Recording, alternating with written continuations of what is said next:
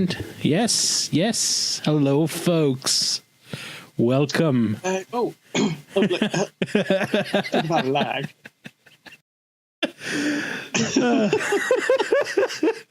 Hello, everyone. Well, there. So, It's just me and you today.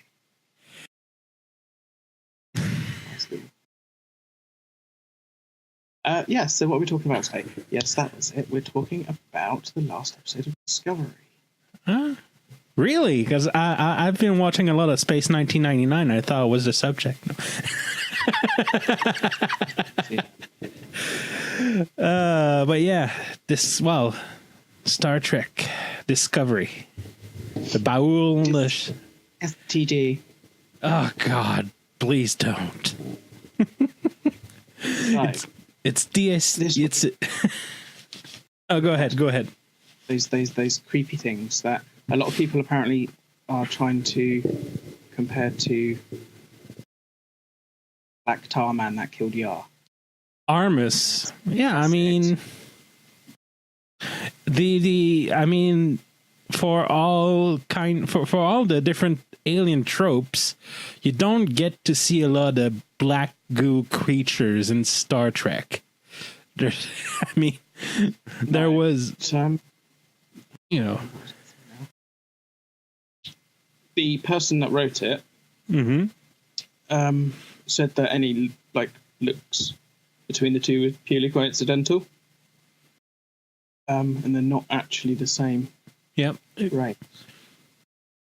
Exactly. So that's official word. Nothing to do. It's just, Yeah, so no fan wanks. Though, it was fun to imagine it, to think about it. But even though, one thing that's been mentioned around is we don't even know that's their true form. For all we know, that black goo might just be some kind of a avatar they use. Because who knows? That, could just be a kind of like in the Corbomite maneuver, where they have this kind of figure to scare people to look scary, and to go even further in their oppression of the Kelpians. So we'll see. We should see a little bit more. Hopefully, we might see a little bit more of them this week. Well, we know they're sticking around Kaminar, but we don't know if we'll see more of the Baul. But yeah. The one thing that kind of threw me a little bit when we got, it wasn't so much, oh my God, they're creepy. It was the blatant redress of the transporter room. Yes, that took me out of it. It was. I mean, I understand the whole, Star Trek is kind of great in it when it comes to set redresses and stuff like that. But that was blatant. It was. It was kind of well, yeah, sorry, but that's the room. Yeah. I mean, they were kind of semi-official rumors that they might have run into a little bit of budgeting issue by that time of the production. So I don't know if it's because of the location shoot or something else. Who knows? Or maybe the first episode of the series took a little bit more out of the budget than they thought. But hopefully they got that result. It's not the first time it happened in Star Trek, and probably won't be the last either. So, no, I know. If I just, yeah, I mean, it was obvious. Yeah, it was obvious, and another thing that kind of took me by surprise is how empty it felt. There was other than the 3 drones and whatever, even if it's an actual Baul or if it just kind of an avatar, it was nothing else. It was really barren. So we didn't get to see much more of it. So that I think probably some kind of self-imposed limitations, maybe. Though I gotta say, the view they got once they got a rise out of water, and how they reused the transport rooms kind of as there were kind of windows in there. It still looked that kind of looked great. So that kind of to me was a little bit of a saving grace in this set redress is really when we got to see actual windows in there. So yeah, and then obviously we got to see the clearest picture yet of the Red Angel. Yes, some kind of mechanized suit.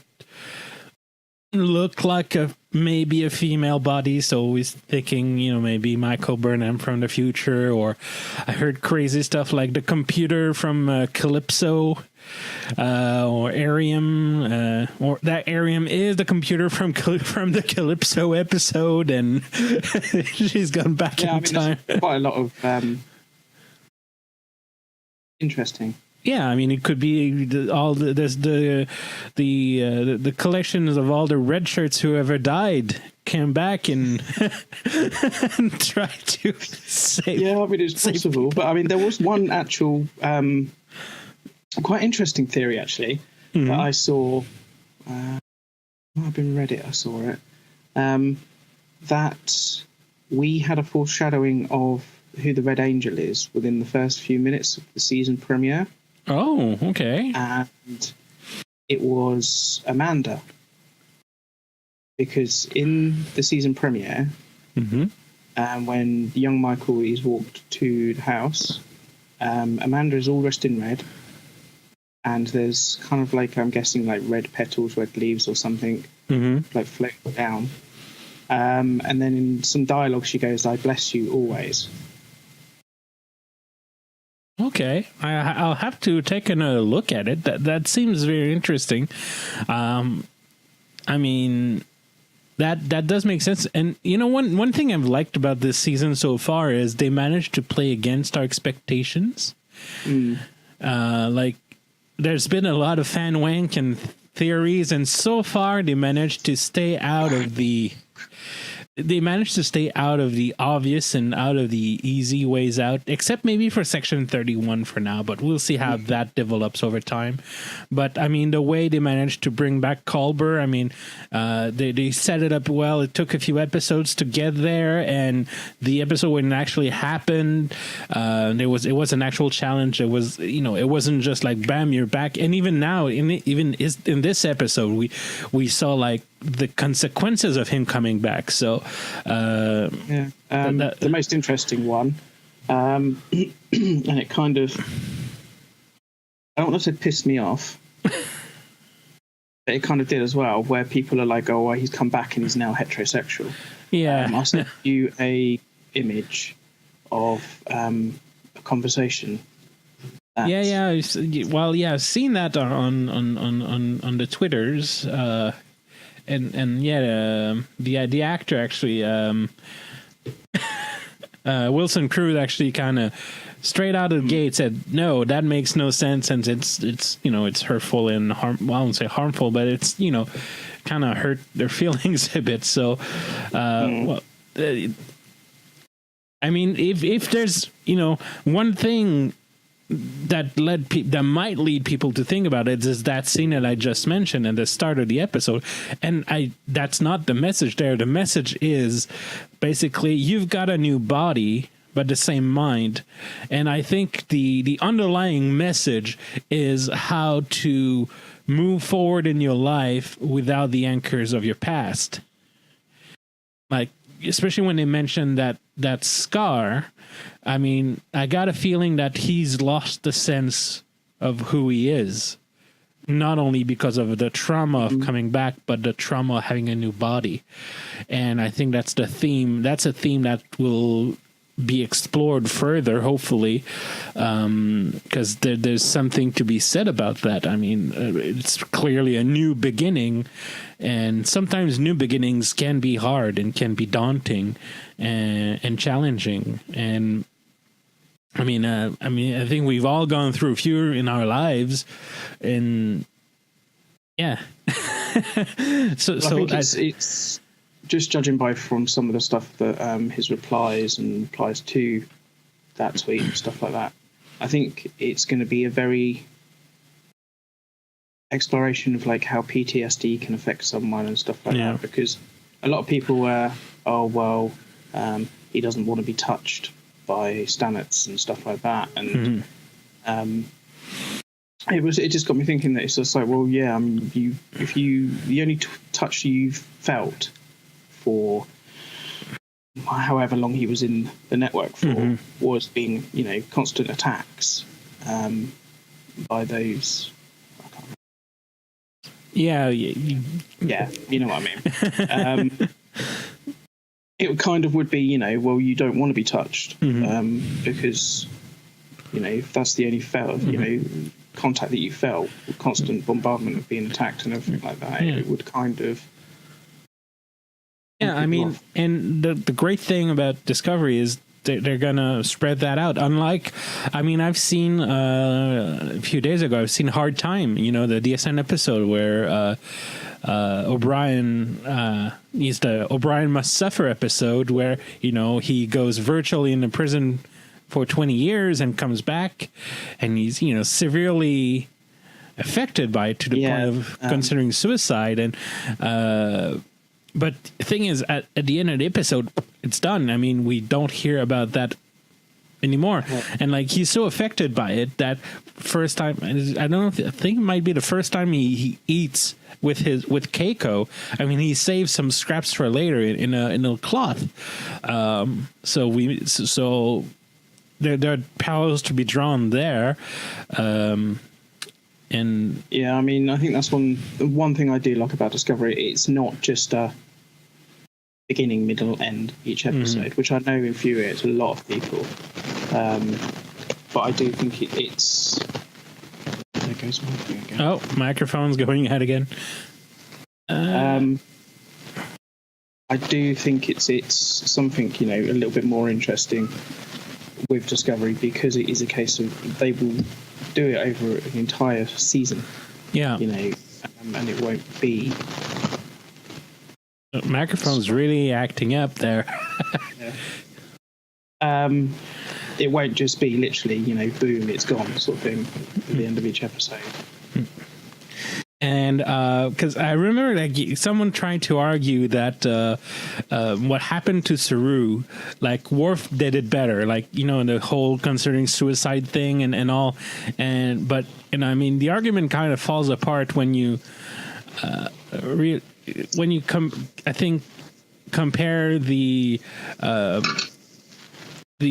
kind of the religious implications of what Saru's going through and the indoctrination, where Worf's reaction was purely just of honor and stuff, and it was kind of straightforward. And yeah. Gotta love microphones and live streaming.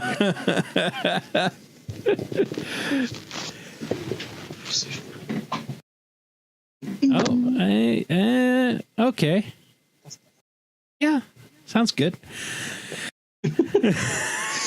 So I was saying, so yes, same thing with Worf when he broke his spine and was concerning suicide. It's just like by the end of the episode, never heard it back, never heard from that again. Barely had the consequences of. He asks his son to kill him and. Barely, child is. Yeah, at the end of the episode, I don't think. It might have been mentioned, but it's one of those things that you'd have to really, really pay attention to. But his artificial spinal replacement was never mentioned again, ever. Or again, another one with Worf is if you remember the episode, the bonding, where like he takes someone's child in his house, like, here, I welcome you to my house and you will be kind of like my son, and like they dropped him, never heard from him again, and almost and then Alexander comes along and they would have been something interesting to play around with, but no, it's like so hopefully Cisco doesn't seem to be falling into the same. Well, it's 2018, 2019 television or series shows. So, of course, they won't fall in the same pitfalls. There are other pitfalls to fall into, but those are clearly not the ones that they will go into. Yeah, no, I mean, I don't think it's going to be one that's, at the end of each episode, everything's hunky-dory. Mm-hmm. Let's all laugh around the captain's chair. Well, it's true though, isn't it? I mean, I have been rewatching some TNG and stuff like that recently, and it is very much, there are some quite hard-hitting political episodes and stuff like that in there. But you don't... There is also... It's kind of like you don't really feel that there is anything, there is any continuation. I mean, apart from the few times that people have brought up Picard's assimilation and, has he recovered from it and stuff like that, you don't hear about it again. Anything. It's literally almost as if like every episode is its own individual thing.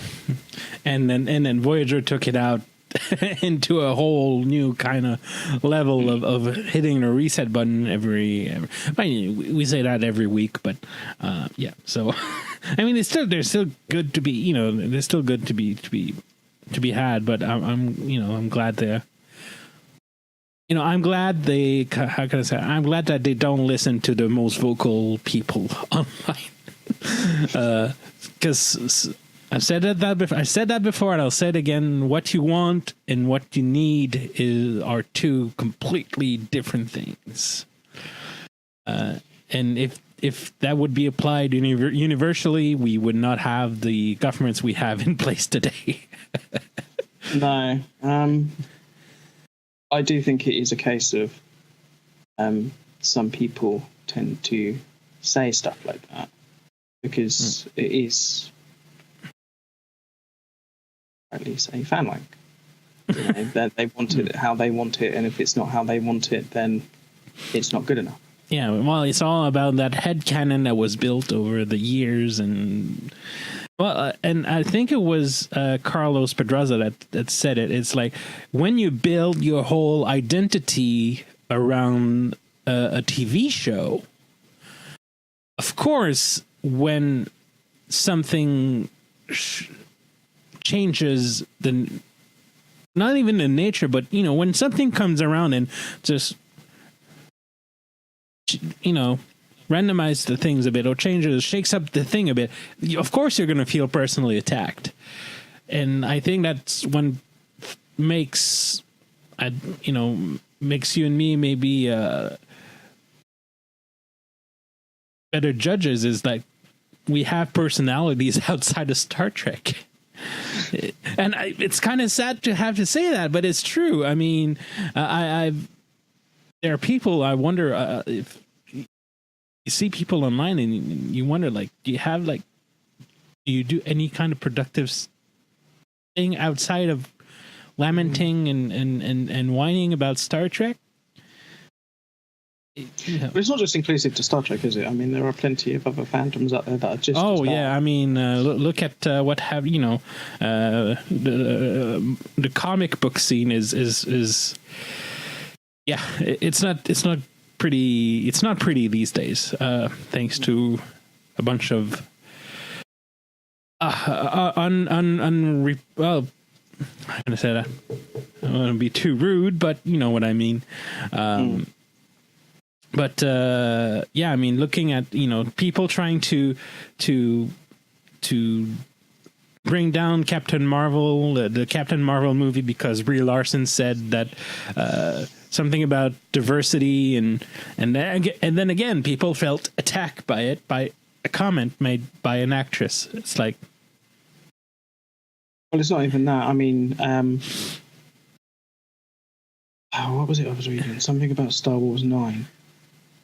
Even now, until I don't know if Rotten Tomatoes have done it, People were negatively reviewing that, and it's not out until December. It's just like, why?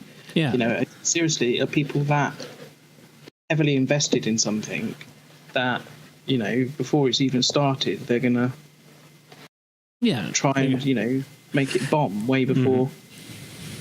But I mean, that leads us to the little bit of news that came out today, I think, with the Rotten Tomatoes trying to push back a little bit on that specific issue, where they will stop having an audience score before the movie. Like, they won't show any kind of audience metric before the movie's actually released, which is, to me, kind of obvious. Well, yeah, I really have never understood why sites like that allow people to review something before it's even released. How can you do that? It just, I've never. And kind of like on Amazon, like when you look at the reviews for the Blu-ray on Discovery, all the negative reviews are from non-verified buyers, and all the positive one are from people who actually bought the damn thing. Yeah, there are some, that are from verified purchases. There are a few. I mean, I'm not saying they're not. They're but most of the positive reviews are from verified buyers, and most of the negative reviews are from non-verified buyers. So. Yeah, most of the negative ones are all the same. Literally all the same. It's not Star Trek. Blah, blah, blah, blah. Well, it's all the same regurgitating. Basically, again, it's they take their viewpoints from some guy on YouTube who they agree with, and then they just regurgitate the talking points into vapid, empty comments. But it's never really. I don't know. I guess it's just because I'm one of those people that we are too reasonable and too too good spirited to. Yeah. Yeah. Well, even I can be as negative as the next person, and if I really wanted to, some of the things that I don't like. But why would you want to? That's my question: is why would you want to be so negative in your life to constantly shit on everything? I mean, one thing I learned in my life is if you don't like something, that's fine. You can criticize it, but you don't go shit on other people's work constantly, because one day it's gonna come back come back to you to haunt you. It's karma. It's basic karma. Well, there are a whole lot of factors, but one is that's my viewpoint, and I stick to it. And what happens with the internet is you have that echo chamber effect where people will follow people that they agree with, and then there's a whole monetization. With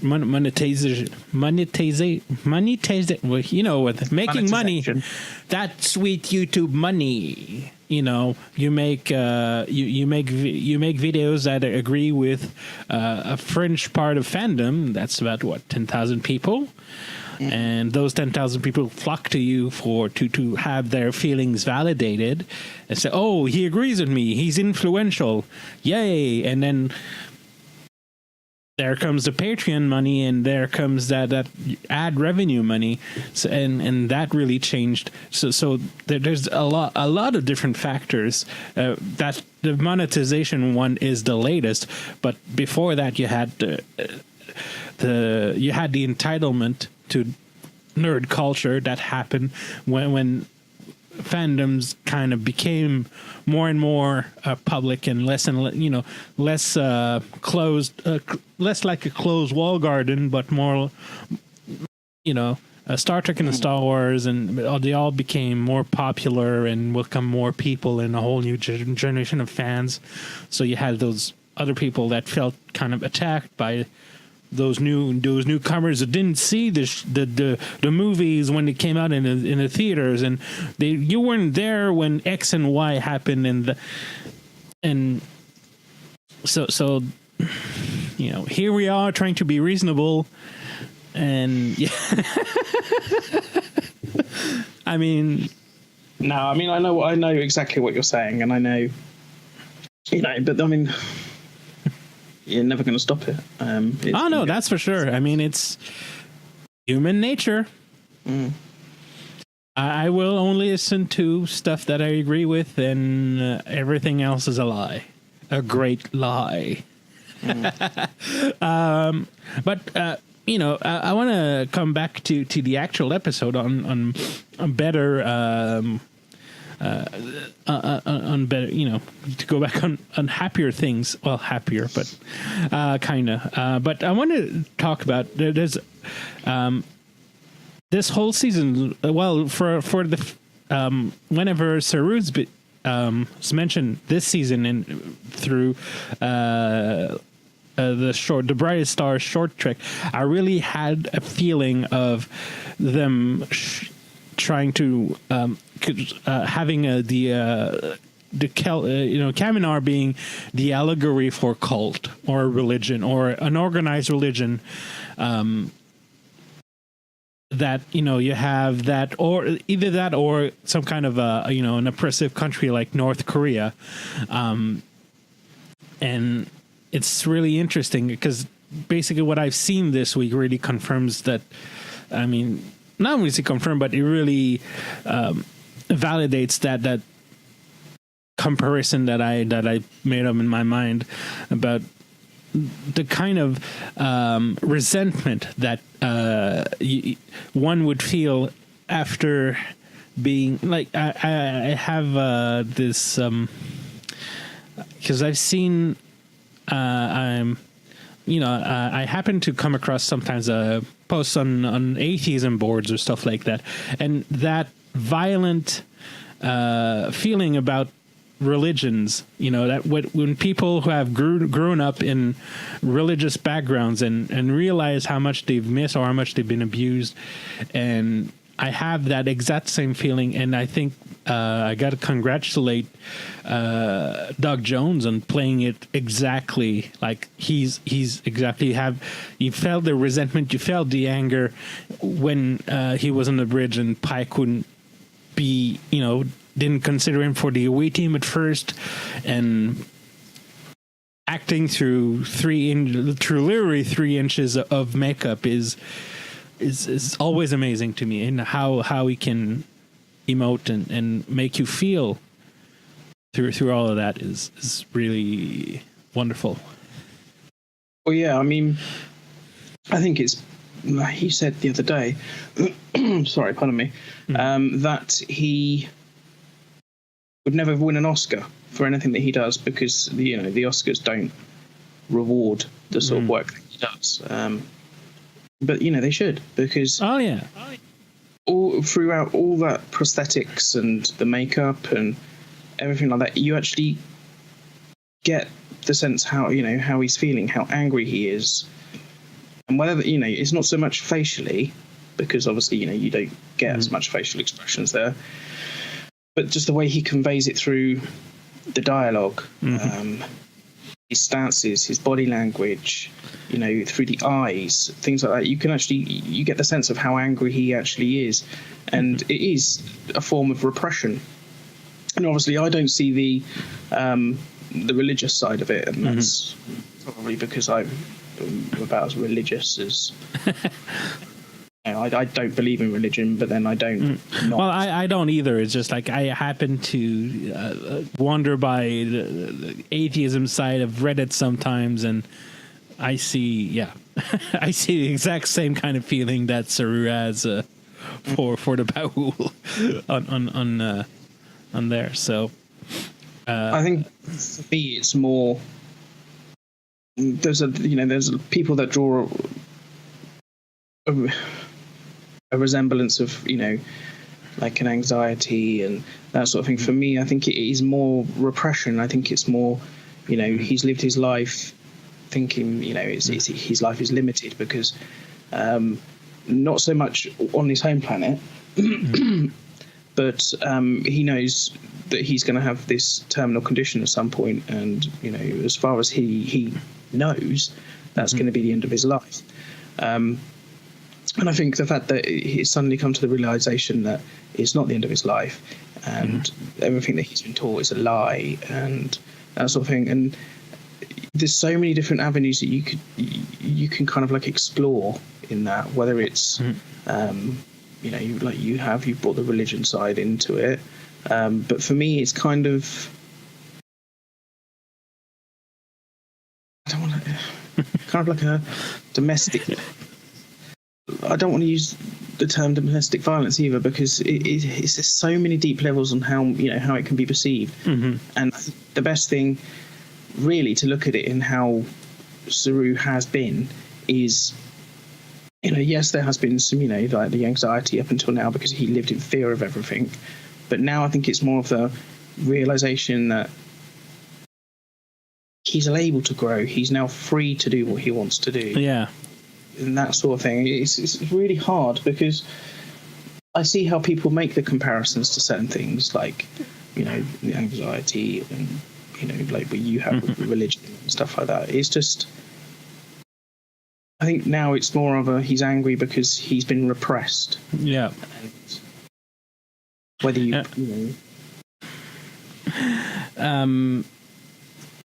but and hopefully they I'm looking forward to see how all of that will evolve. I mean, for him as a character, and also for the Kelpians as a people.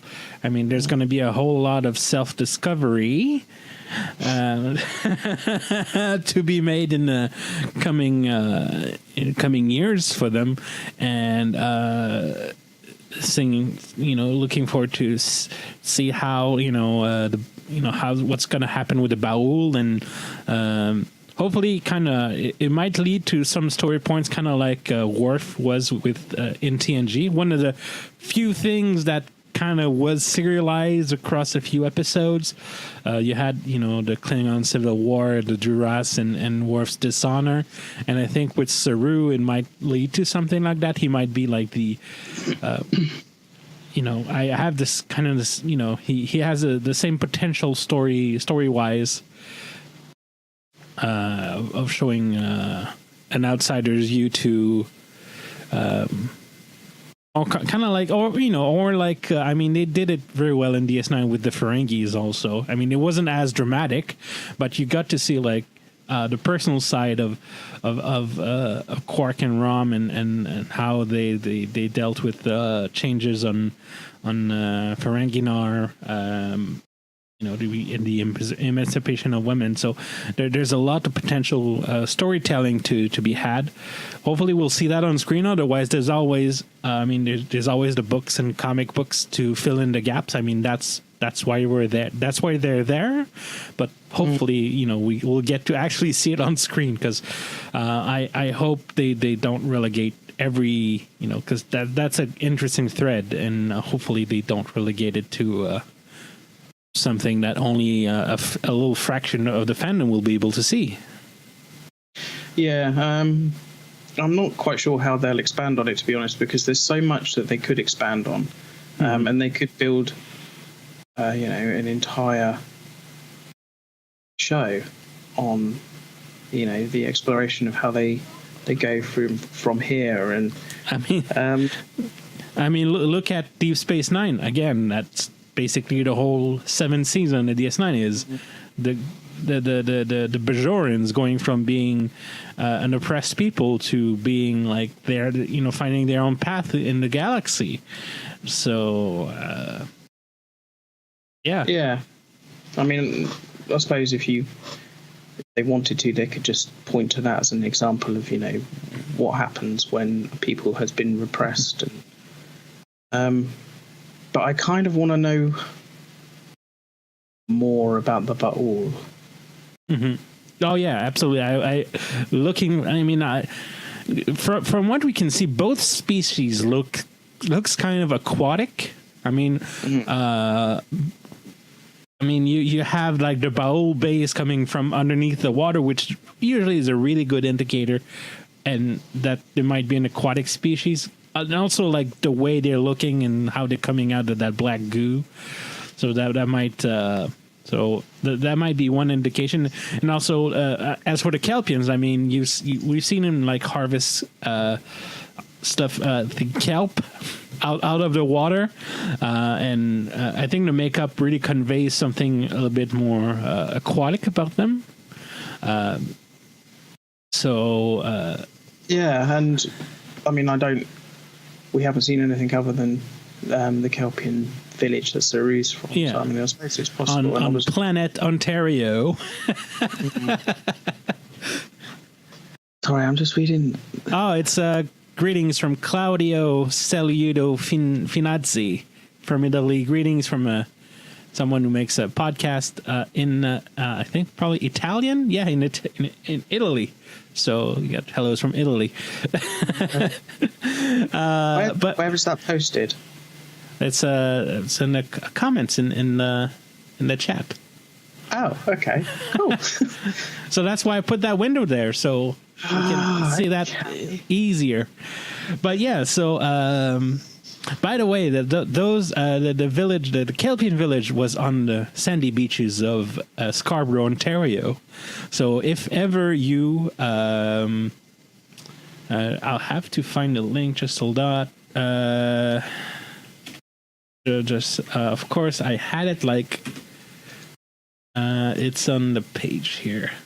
I've discovered a blog. It's a Tumblr blog called. A drum roll, please. There you go. It's moviemaps.org. Yes, that's. Remember where I saw? I think you posted that on. Yeah, I posted that yesterday on my Facebook.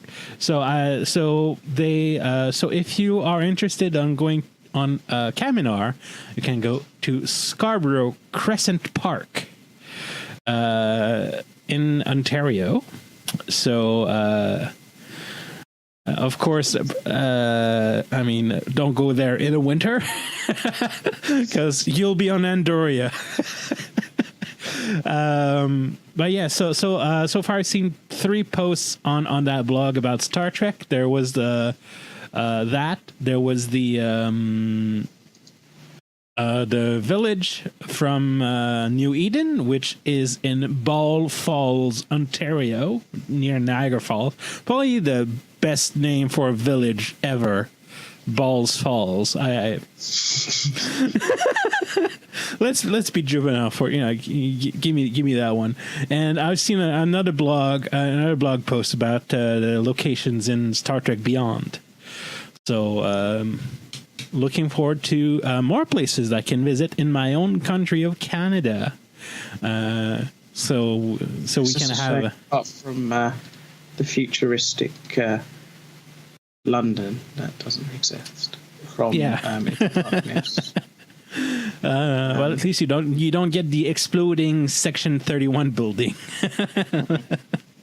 But yeah, so looking for, because I mean last year it was really one thing that was really fun that we did is while we were in Las Vegas we went to Vasquez Rocks.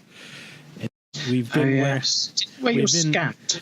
Exactly. Yes, we took our famous pictures in scans in front of Vasquez Rocks, and there's something special about being physically where Captain Kirk beat the Gorn, and that place that was used because it was within the 30-mile radius of Los Angeles and didn't have to pay extra to the unions.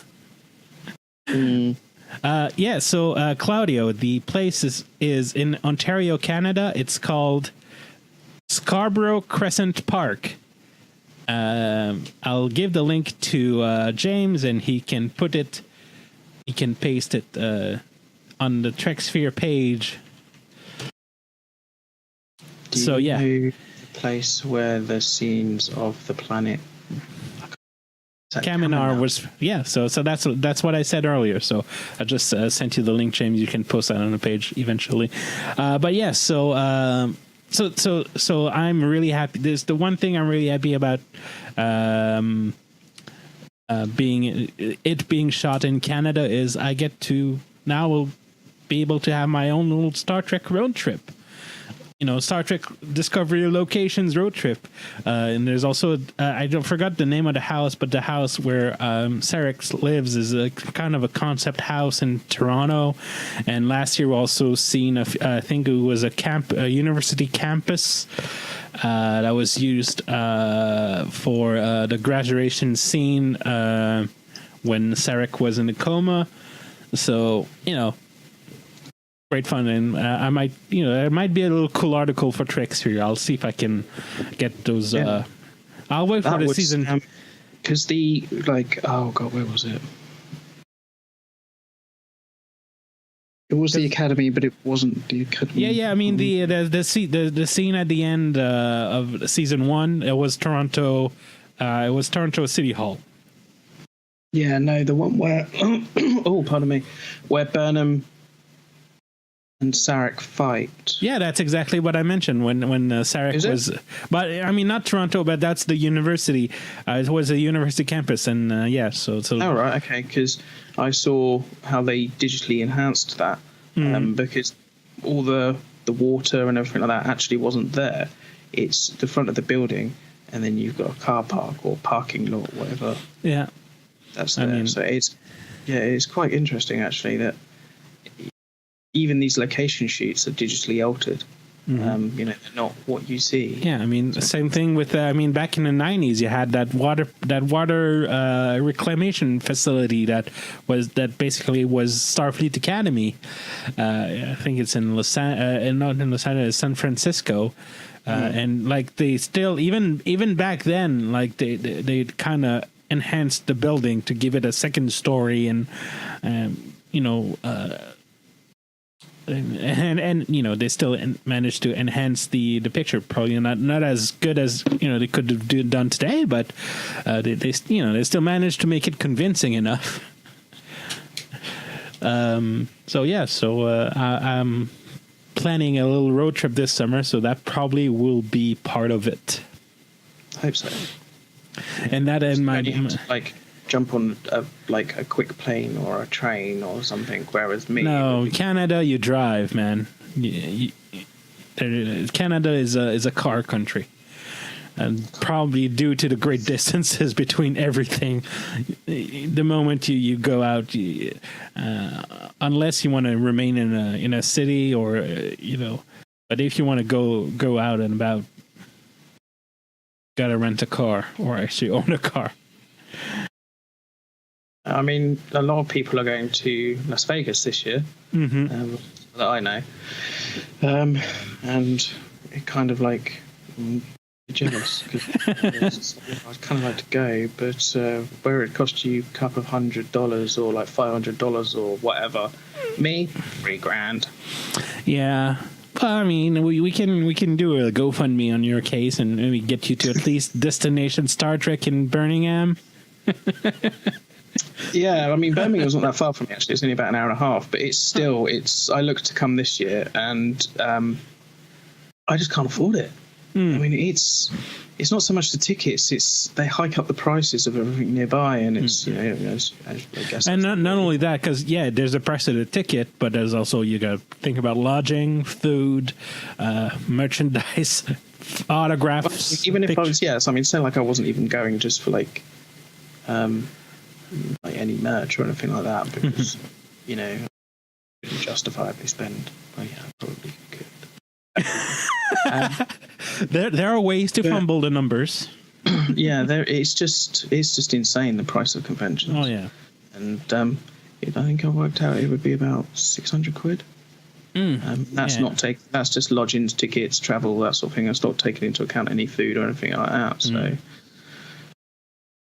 Well, that's why I tend to prefer smaller smaller events. Like this year will be kind of quiet for me. I cannot go to Shore Leave, unfortunately, so I'll be kind of sticking to Trek Ticonderoga and the local cons around the place. But being in Canada, you should get some pretty good people, from Discovery and stuff. Yeah. I mean. Well, we'll see, because I know, one interesting thing is last year they managed to, 2 years ago, they got Jason Isaacs, and that was before Discovery was broadcast, but we still knew that he was going to be on the show, but he couldn't talk about it. And this year, last year at Montreal Comic Con, they got Sonico Martin Green and Doug Jones, and like their autograph and pictures were $60 Canadian, as where in Las Vegas they were like 80 US. So clearly, the convention company in Las Vegas is having a very good profit margin on those, because I know that places like Comic Cons, like they don't get to touch the money from the actors. 100% of the money goes to the actor and their agent. So so Comic Cons will pay like for lodging, for they will pay per diem for food and stuff like that. So basically we pay you the plane ticket, the hotel, and per diem, and then they guarantee a minimum amount of sales in terms of autographs and photo ops. And if that minimum is not met, then the Comic-Con has to pay the difference. But they seem to be, since Creation has a direct contract with CBS, I feel like it feels like they're having a different kind of arrangement where they have like a percentage on the sales. But yeah, that sounds rather expensive. Mm-hmm.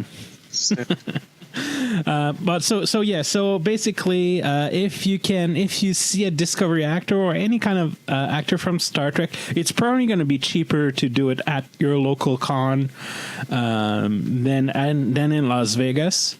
The only thing in Las Vegas is that you will get to have some actors will be in makeup. Like last year, there was Gwyneth Wash. She was one of the Duras' sister. All right, yeah.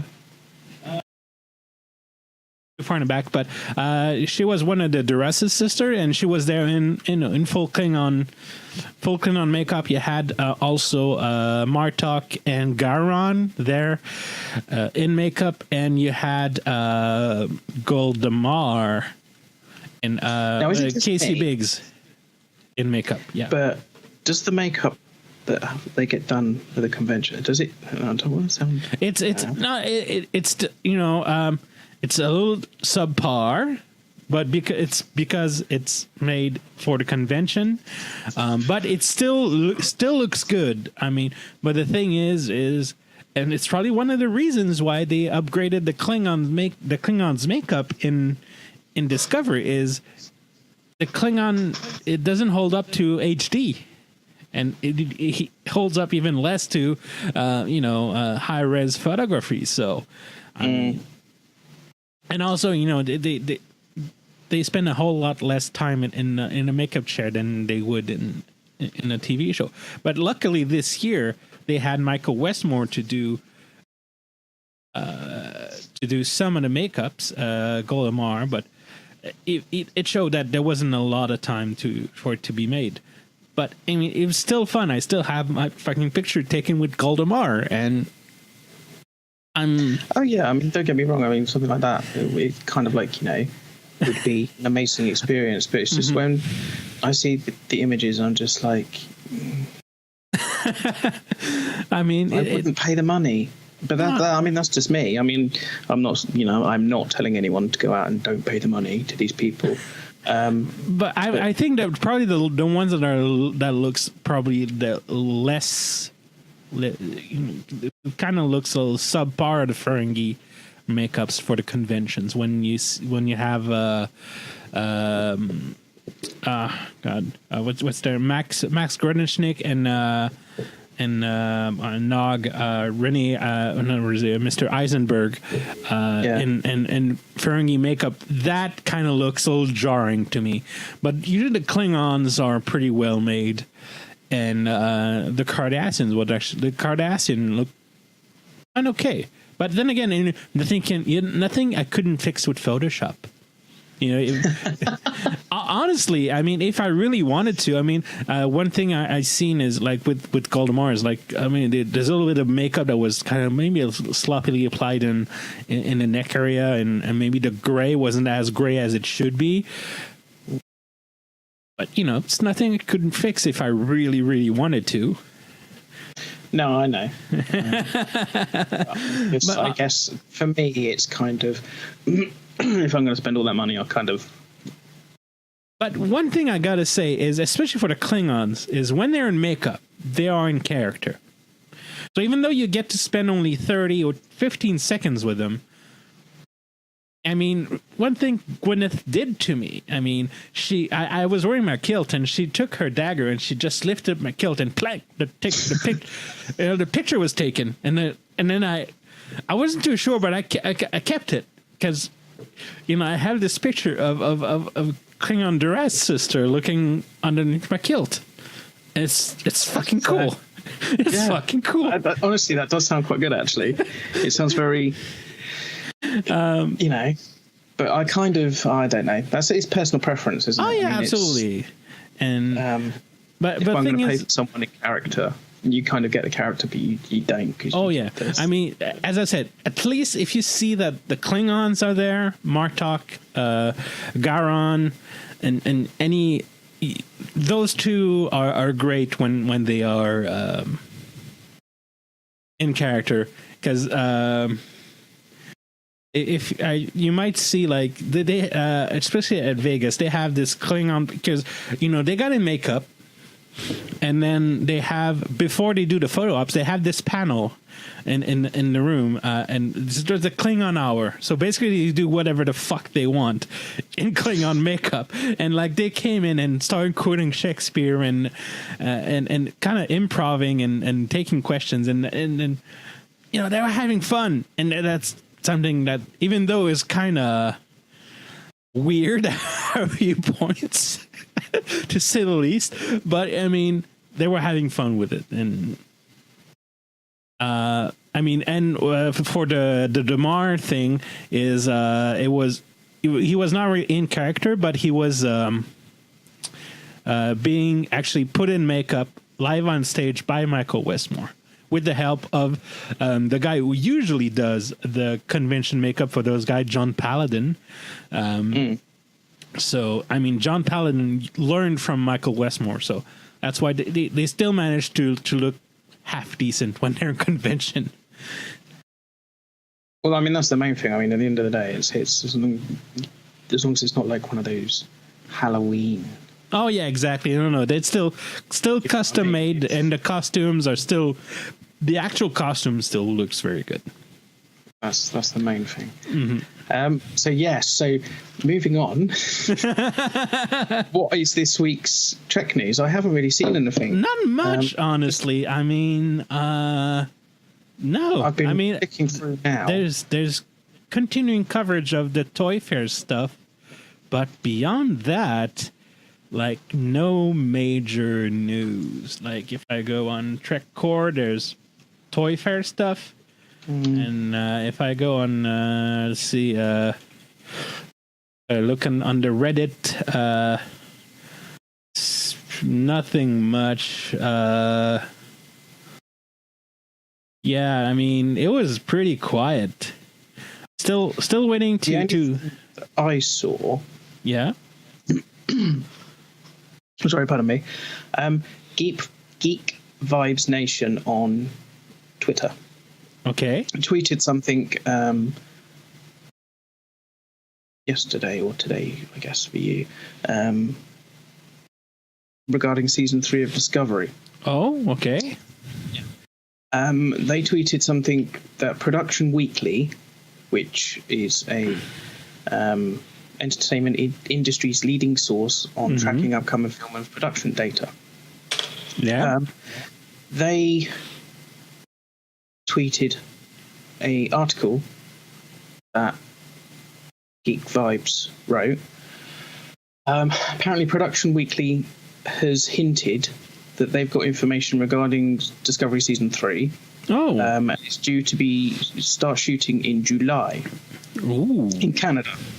However, this is where things get a little bit interesting. I went to check it all out because I thought, wow, that's quite amazing, and kind of like, I haven't seen anything from anywhere else. Mm-hmm. The production weekly tweet disappeared. Oh. And now the Geek Five Nations has disappeared. So I'm a little bit like, Someone opened up their yapper and they shouldn't have. Yeah. I mean, I heard something similar. I think it was on Track Order Transmissions podcast, a Weekly Trek. They said that, I think it was Boyeon Kim said that the hiatus was coming to an end on Instagram. There's also, I'm not saying where I see this because it's not exactly a legitimate place. But everyone knows that Discovery has the codename Green Harvest for when they're looking for new and people to fill roles and stuff. There is one or two that is currently being advertised for Green Harvest in Canada. So I'm a little bit, I'm not, or unlike certain YouTube channels and certain people on Facebook and whatever, I can't corroborate any of this, and I'm not even going to say it's true until I hear something from CBS or something from a source that is we are in the area where they should be announcing a renewal soon, because last year they announced it around episode 6. Well, no, I say last year, but last season they announced a renewal around this time around this point during the season. So it was episode 5, I think it was episode 5. So we're still but completely flipping, people have been spreading a link regarding the Orville. I hate being renewed for Series 3, and everyone is going around going, oh yeah, well Discovery isn't blah blah blah. The Orville is not being renewed yet. Yeah, that link is dated December of last year, and nowhere, and I mean nowhere other than this link, has it been reported that it's been renewed for Series 3. And not only that, is you got to remember it's on Fox, and the viewership and the Nielsen's are not looking good. So we know, as much as I don't like the Orville, I honestly do not wish ill on the show, because there's still wonderful people working on it, actors producing. It goes all the way down to the caterers. So I do not wish for those for those folks to lose their a great job. But I mean, if you looking into facts, I mean, it's a sci-fi show on Fox. And what is the what are the odds, I mean, for a sci-fi show on Fox to go past season 2? Well, it's highly unlikely. I think the only one that ever did was the X-Files, and that's not really sci-fi, is it? So I mean, the only saving grace that the Orville has is that Seth MacFarlane probably has some kind of blackmail on Fox executives, because let's all remember that the what was the name of the the black guy on Family Guy, no, I don't watch Family Guy, so I have no idea. So there was Seth MacFarlane. Google to the rescue. Just hold on. The Cleveland Show. There you go. So it was the Cleveland Show. The Cleveland Show was horribly bad. It still managed to do 5 seasons. But they managed to... Did Family Guy get cancelled at one point and then get brought back? I think twice or thrice. Two or three times they trying to cancel it. So that leads to me thinking that Seth MacFarlane has some kind of dirt on Or it could just be he makes a hell of a lot of money for him. I mean, it's either or, isn't it? I mean, it's... Yeah. I mean, one of the things that brought the show back was DVD sales back, 12, 13 years ago. Yeah, it's been that long. But so anyway, so that's why, like, the only saving grace that the show has, if the numbers are not that good, is really Seth MacFarlane.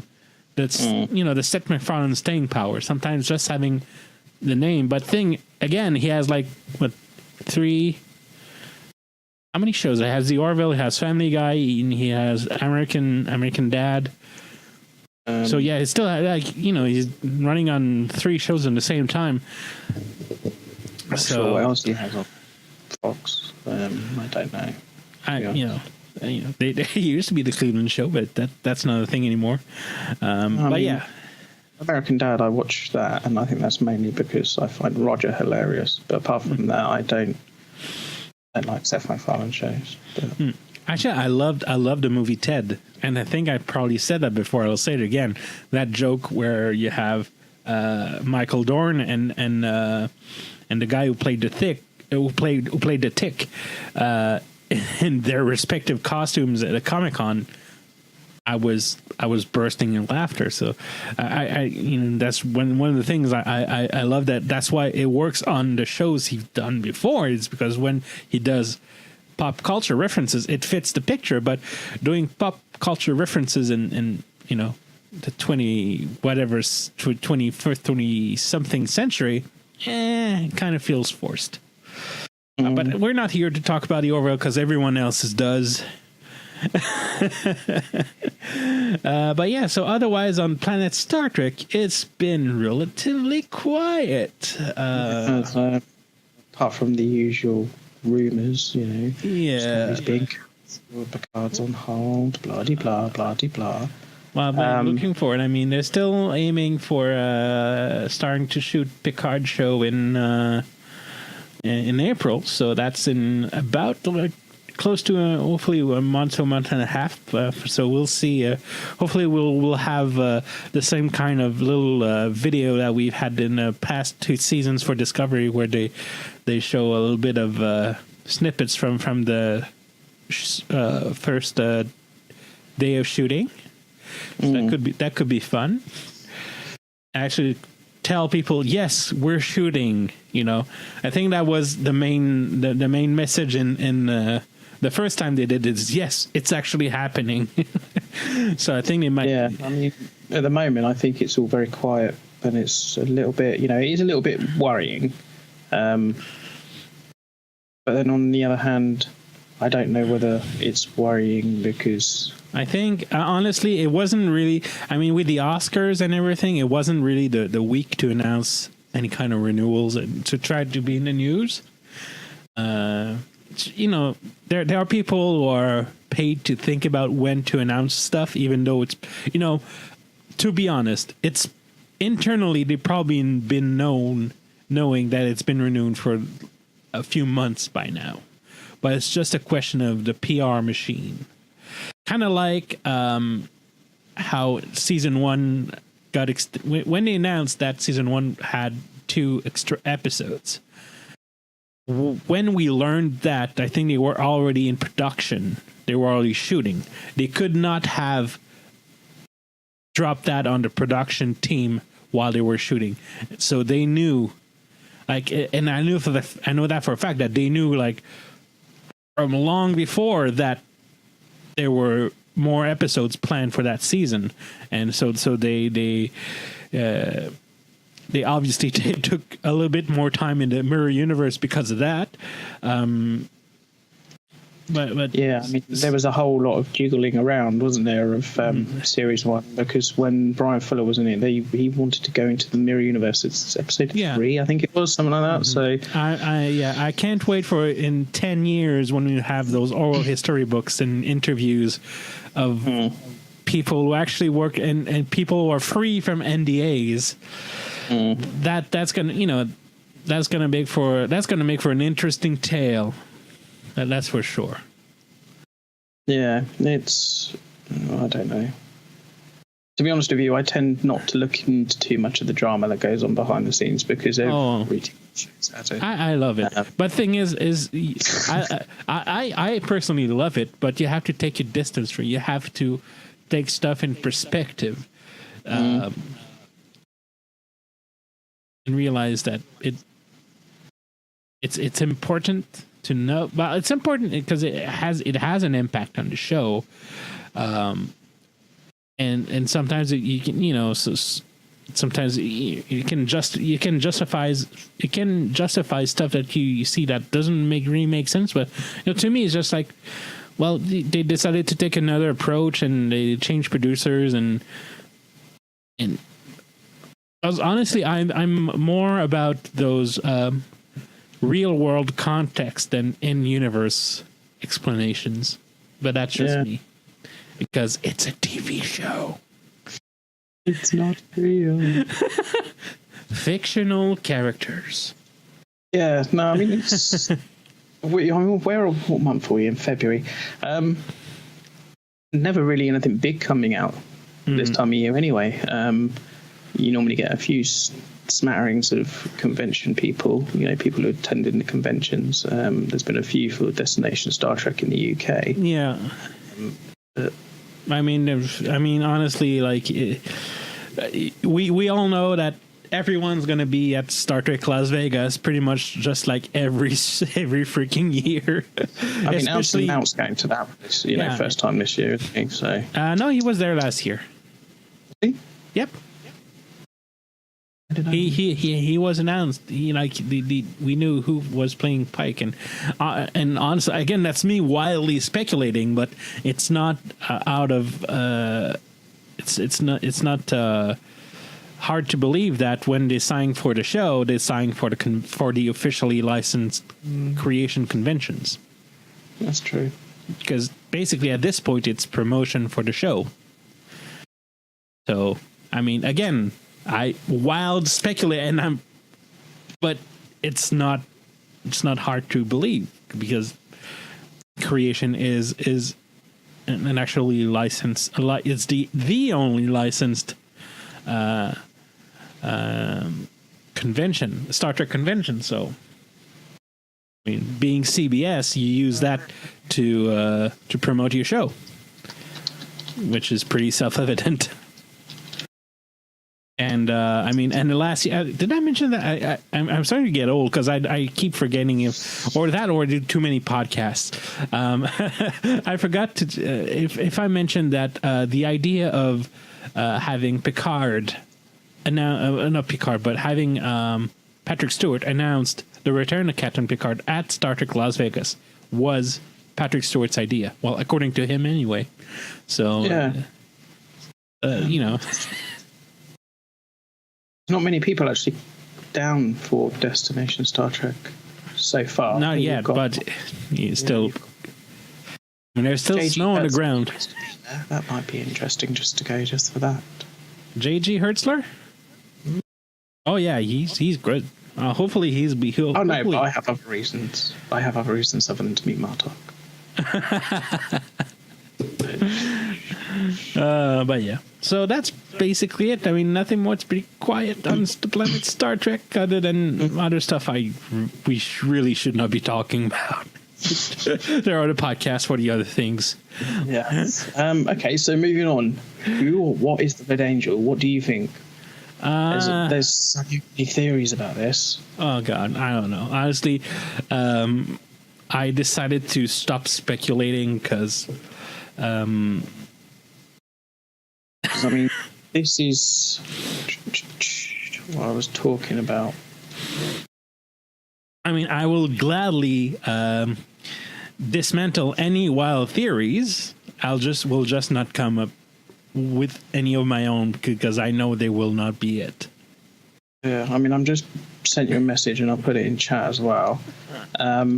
This is what I was talking about. Yeah. About people saying how about one person on Reddit said that the foreshadowing of Red Angel. I mean, if you watch that video, really bad indigestion.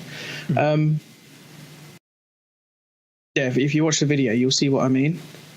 Yeah, I do see what you mean. Yeah, and it does make a lot of sense.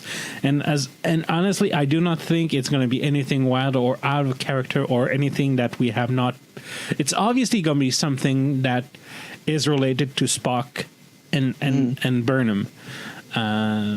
So, and the one link between those two is Amanda. But then I don't know, because it makes sense, and if they have foreshadowed it, that would just be amazing. Because it would take a very keen eye to get it. But if you take into account how they foreshadowed Lorca in series 1, with all those subtle little hints, that would or not so subtle hints. But the thing, what kind of ruined it was Jonathan Frakes saying it outright that they were going to the mirror universe. So that kind of. But this year they've been really, really more tight on Jonathan Frakes speaking out. The only thing you actually managed to blurb out is that Spock would be there, which we kind of already deduced. So I'm not sure. I mean, that is the only hint, really, that there is something. Yeah. There's been no. I mean, we've had the Red Angel kind of like in there. Yeah, and she says, I bless you, Michael, all my life. Yeah, so actually do like that. It makes a whole lot of sense, but seeing how she gets a angelic mechanized suit that travels through time and space, I mean, she might meet someone with in a blue box and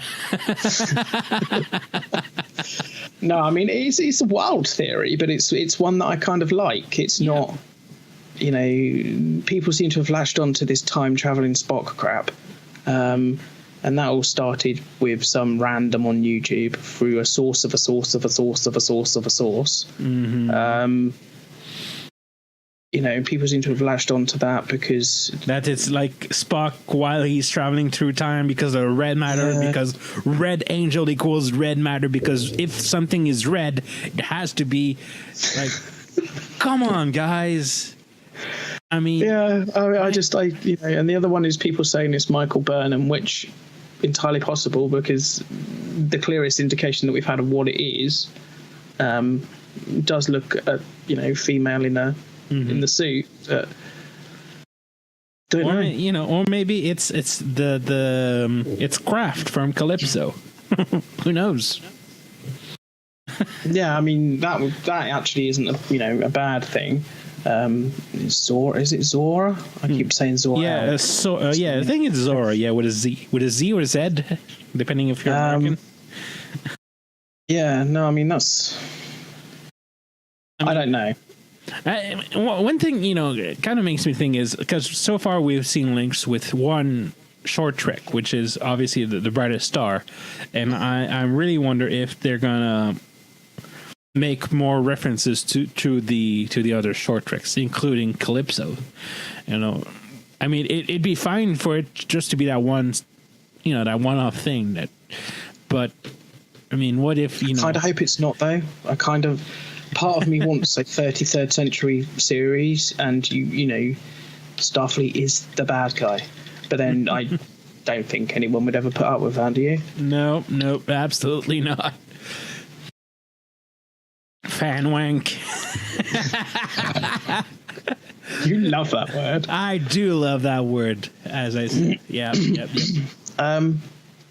Now, moving on, because there's not really much else we can talk about the Red Angel about. I mean, it's something that there's been no major hints, and the only subtle hint was that thing that I shared.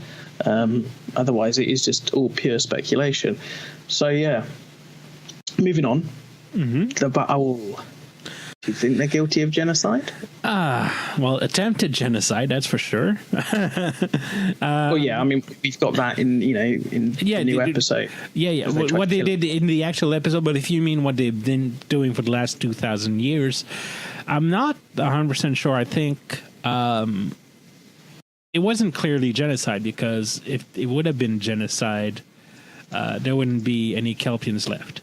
They would have just plain eliminated them. But that's my question: is they clearly have the power to kill them all? Why didn't they do that? Or why when they reached the point where they could just get rid of them, why didn't they? Because they were clearly able to just wipe out every Kelpian on the planet during the episode. So if if if you fear your ex predators so badly that you know you create your whole technological tree is towards putting them in a subservient in a submissive position. Why not just be done with it? Yeah, because go through it. Yeah. There's no indications that they're used for food. There's no indications that they're used for cattle. Mm-hmm. Like livestock sort of thing. Yeah. So I mean, what? So that's the question. That's something that's really you ought to think, and I think that's probably one of the things that might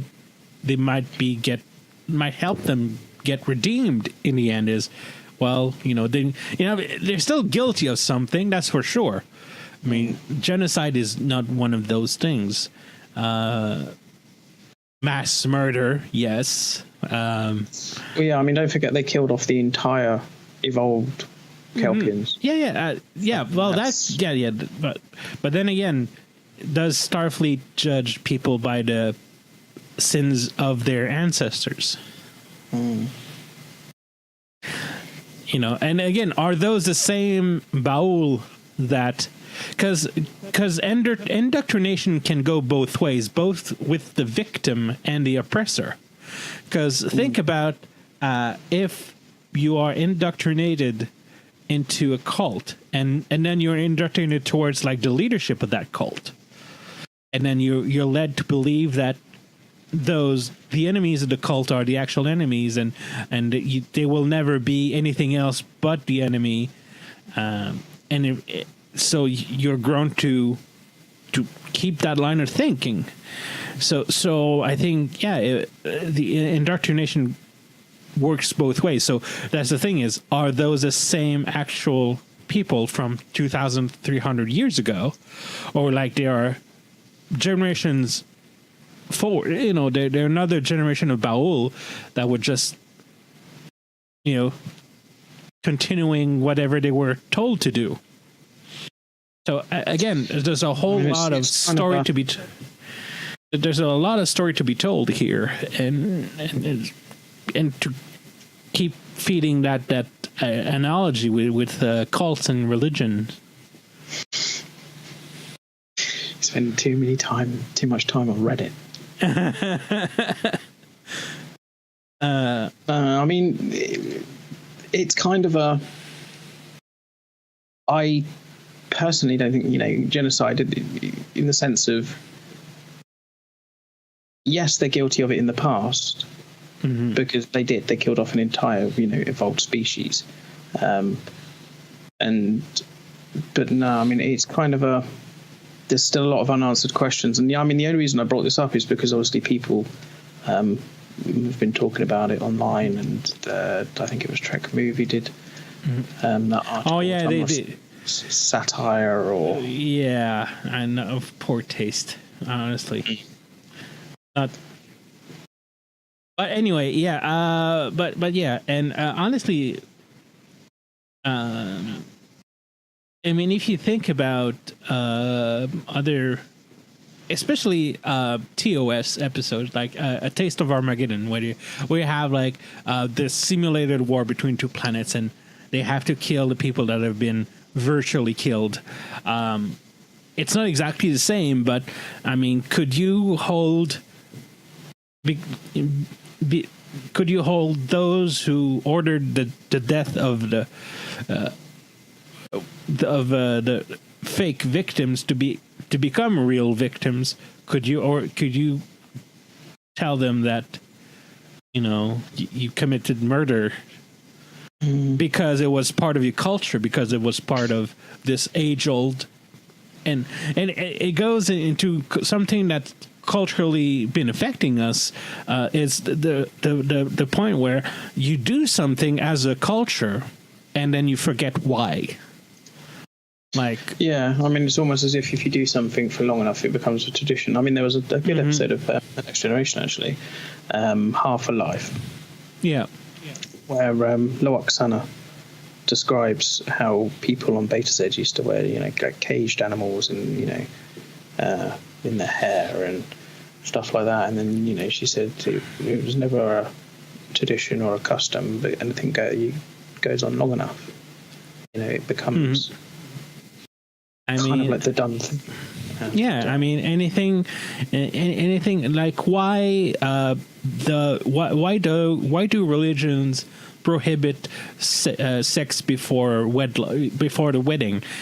It's to prevent the spread of STIs. That's the actually proper way of saying sexually transmitted infections. So to avoid the spread of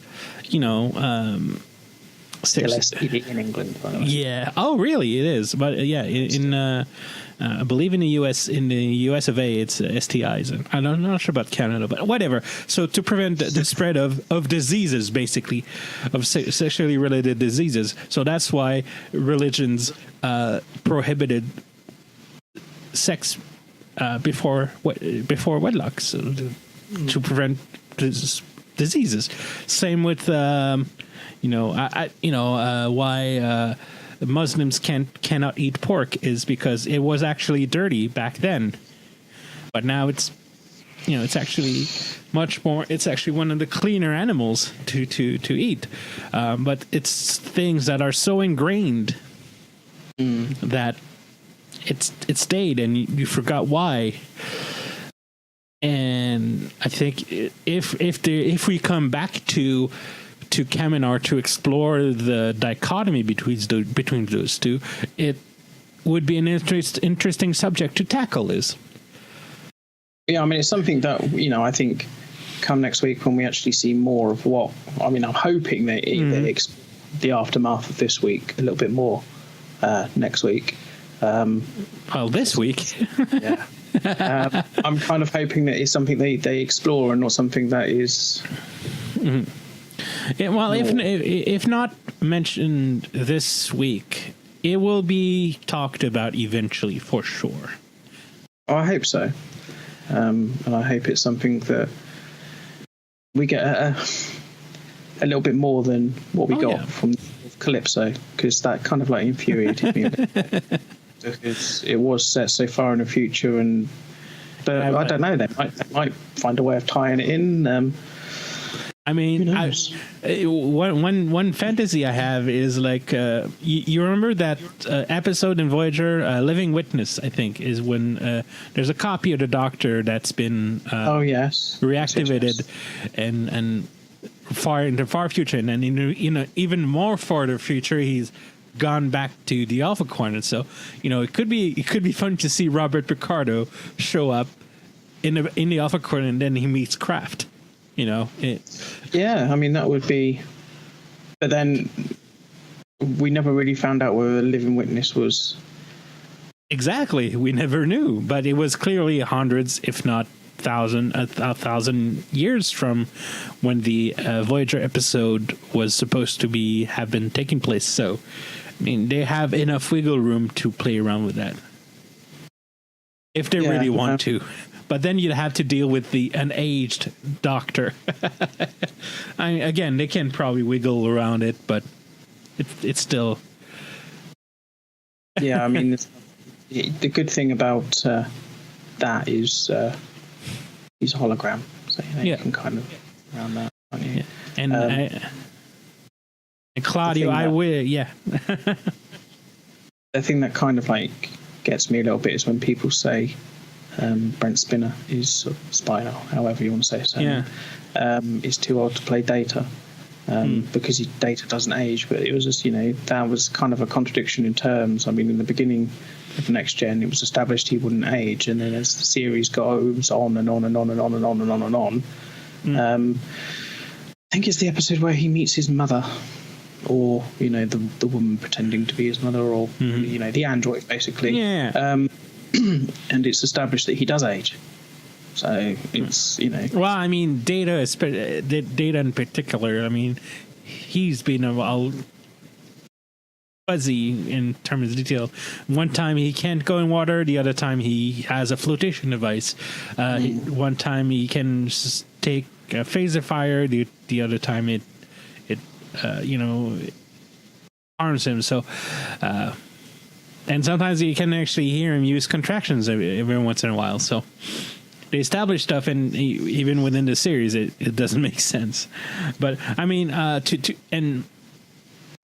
honestly, like, I think probably Brent Spiner has reached a point of no return into play Data in terms of his face sagginess, because there's something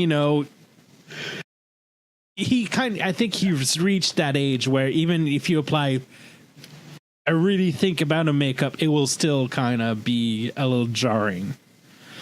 Yeah, I mean, he kind of looked a little bit. It looked a little bit too much, I think, in Nemesis. Anyway, to be honest, but that's just me. Yeah. It's I mean, yeah. So I think, and he wanted the character to die ever since First Contact, I think, or at least Insurrection, because I know in Insurrection he got a post-it note saying like, "Not this time, sorry." So yeah, it's funny you say that though, because until Paramount or whoever, it would have been Paramount, wouldn't it, back then? Decided to kill off the franchise because of franchise fatigue, and put it on hiatus or whatever. Patrick Stewart has gone on the record and said that there was a story being written for a follow-up of Nemesis. Mm-hmm. Yeah. And Data was due to come back. They were supposed to do the whole B4 become Data thing. So I mean, it's but then there was a lot of Nemesis that, I mean, I personally enjoyed the film and I thought it was a good film, but there were a lot of things in it that you can pick apart. Yeah, I mean, there's honestly just by the scenes they left out, you see the mistakes that were made, because the scenes that were left out should have been in the movie. But yeah, so. That's basically I have to say about it. I mean, the movie was, let's just say it like that. The movie wasn't as bad as people say it is. So I'm just reading something that someone posted. Your friend, actually, I think it was on Trek Talking. The plane that runs. Yeah, Jim. Yeah. Something about them shorts. Short Trek secretly revealed season 2 story, so I'm just skimming through it now.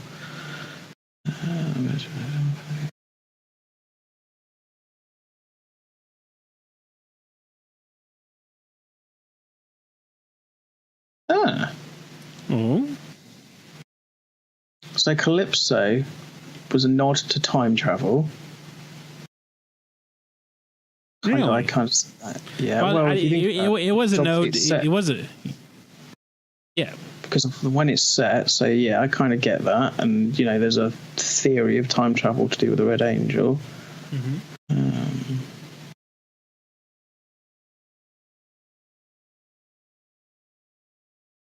Calypso doesn't focus on any particular Discovery character, but it does play to the idea of the far future, which is considered the pointed mentions of tachyon particles, the behavior of the Red Angel, basically, because Zora first back.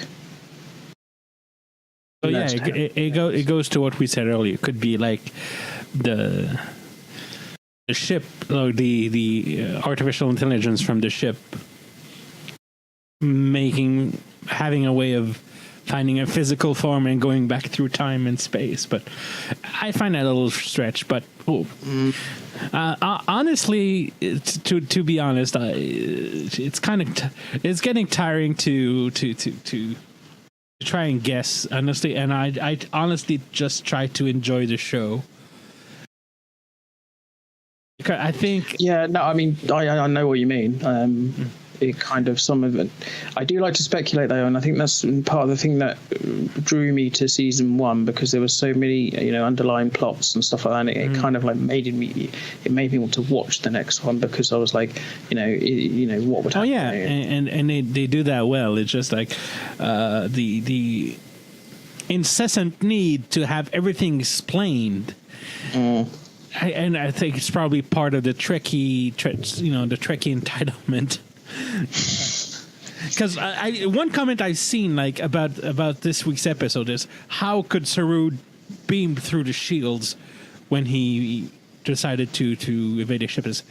Didn't occur to you that he was the first officer of the ship, probably has a command codes, and the console probably has some kind of override for the shields when a beam down is activated. And it's that I'm still it was brought up kind of like meh.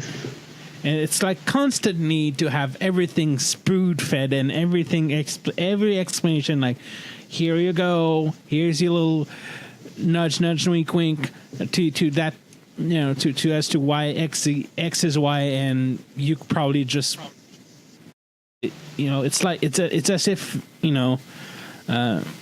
they, because one thing that Star Trek always did well is they didn't take the audience for granted. Well, not for granted, but they didn't take the audience for granted first, and they always thought of the audience as an intelligent audience, an audience that can draw its own conclusions, that do not need to be spoon-fed information as to, and it's kind of like they're acting in the reverse way of how the audience should how an intelligence audience should react, hanging on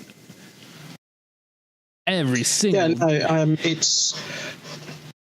I think one wonderful thing about the Star Trek fandom as a whole is you can get away with watching it as and not really paying too much attention to the minutiae and stuff like that. But there are people out there that do. They will pick apart every episode, and while that's amazing, and it does become tiresome very, very quickly in some respects. Yeah.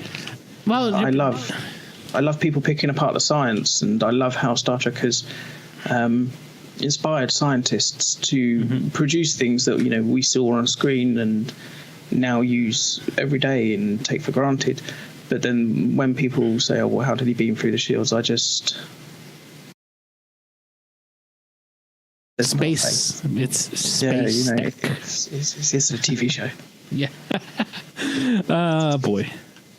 And I think people are going to say, all they do is like Star Trek fans. It's like, no, I just don't have patience. I remember seeing like a very thick book about Nitpicker's Guide to TNG and Nitpicker's Guide to TOS.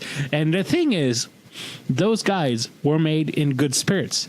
It was made to have a little rise out of the show, sell a book, but never to bring it down. And I think that nitpicking has now been taken over by those angry fans who want to prove that the show is so bad. Here's why, and here's 10 reasons why it's failing, or here's my 34th personal essay on how the Prime Directive is not being respected and the spirit of Gene Roddenberry is being attacked by CBS ghouls. But you know what I mean? It's just like... Yeah, I mean, I completely understand where you're coming from, and it does infuriate me. And it's even more infuriating when they say things like, "Oh, Gene would never have signed off on that," or that sort of thing. It's just like you do realise Gene Roddenberry kind of did TOS, TAS, the motion picture, and series 1 and 2. Next Generation. Yeah, that was it. He did Star Trek 2, Star Trek 6. And honestly, even TOS, he barely was there because it was all too.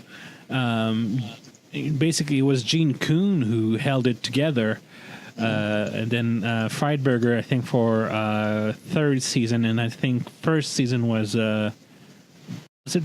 Black. Robert Black, I think, or something like that. He recently passed away. But anyway, those producers are the ones who actually did the show, and I think honestly, one day, we will make that live with our friend the columnist to deconstruct Gene Roddenberry. But in the meantime, there's a lot of literature. If you really want to know the man, there are books out there. Yeah, I mean, at the end of the day, I mean, you could. There's something on Netflix. I can't remember what it's called. Chaos on the Bridge, I think. Yeah, Chaos on the Bridge is a good one. And honestly, I was surprised by Trek Nation. Because even though it was made by Roddenberry, Gene's son, they still managed to talk about some of the less than stellar things about Roddenberry, about Gene, namely like his constant cheating on his wife. How he left his first wife for Majel, and then he cheated on Majel multiple times. So yeah, so he's not how do you say that? Holder of virtue, holier than thou. Yeah, let's just say yeah. But on this note, I think I've pretty much emptied everything I had to say this week. I don't know for you, but yeah, I mean it's going to be a short one this week, I think, and I think that's. Well, we're 20 minutes behind. Well, the time we usually close off, so it's not that bad considering we're only two and we don't have Jeff to fill in the gaps there. And I think majorly, I mean, we've kind of like dissected this week's episode. There are a few things that people seem to think that maybe the battle obelisks are something to do with the preservers, but I mean the likeness was really there, so who knows, they might have taken the shape or the idea from, or they might have struck up a deal with the preservers to say okay preservers, we won't kill the Kelpians, but can we just keep them on the side? Yeah, that's a good idea actually. I didn't think of that. It might have been kind of like, we'll provide you with X, Y, and Z if you don't kill. Yeah. I mean, so yeah, the whole reversal of predator prey could have been handled by the preservers could have had a hand in it. So who knows? Yeah, we'll see. Yeah, I mean, apart from that, I mean, there were some cool bits, on the bridge. I think Anson Mount really is a good captain. It's going to suck, I think, if he's not brought back for Series 3. But we already knew that, he kind of on borrowed time sort of thing, because the chair. Yeah, I mean, I just hope that they do have an established captain soon. Yeah. Because if they go through every series chopping and changing, I think it's, and constantly forever focusing on Michael Burnham. And I know that's kind of the whole idea of Discovery, is to focus on her as the main character and everyone around her. But even with Voyager and DS9 and, Next Gen and stuff like that, and I mean, even with TOS, it wasn't really the captain. Everyone said that was the whole idea of Discovery, was to focus on someone other than the captain. Yeah, I mean, okay, yeah, well, you had episodes like Data's Day and, crap. Well, I mean, the thing is, Data and Worf and Picard took most of TNG. Took most of the... But what I want to say is, if Burnham is to be captain, I think it's going to be in the finale, the series finale of Discovery. That's when the character will have had enough, not just the redemption that we had at the end of season 1, but a full and complete redemption into her command judgment abilities. So I think, honestly, now that we've seen Saru lose his fear, it might be a good point to put him up to captain. Maybe. I don't know. I'm still not sure whether I'm going to take to the new Saru. Yeah, we'll see. He's been on the way he did this week. I think he's fast, because he became one of my favourites, and I think if he carries on the way he is, they portrayed him this week as kind of arrogant and... Yeah, well, considering the circumstances, that could be forgiven. I mean, he was, he had the recent trauma of losing the gangly and losing all that fear and feeling all that power.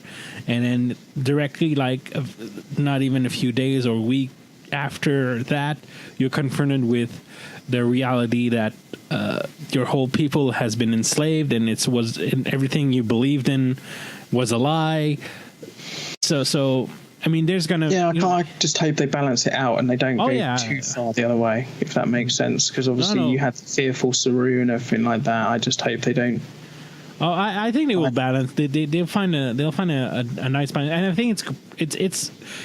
If you look at the episode, this week's episode, the message was there. The message is we are better than our instincts, and we will prove it. And I think that's something Saru will have to prove to himself and to the crew, is that I am more than my physical change and the loss of my fear.